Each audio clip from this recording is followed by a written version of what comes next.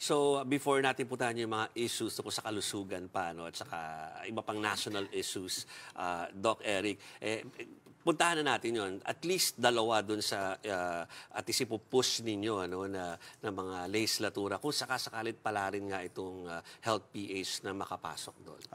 Unang-una, sa aming pagbabalangkas sa mga naipasa ng batas, kasama halimbawa ang Universal Healthcare, naniniwala kami na ang implementasyon nito is nahuhuli sa ninanais o hinahangad ng Universal Healthcare. Yeah. Hindi naman sa binibigyan natin ng masamang pagpuna.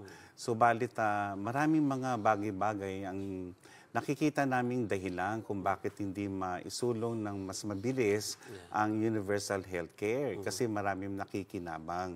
Katunayan, nabalitaan namin na i-amend ito at sana makasama tayo na kung papalarin para na sa ganun ay matingnan natin. Kami naniniwala kasi, Job, while policy is implementation, implementation is policy.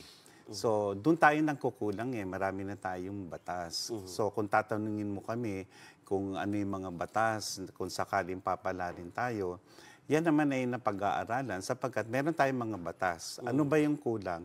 Ito ba ay dapat na isulong? Hindi ito basta parang sumali kami na may susulong na kami na itinakdang batas.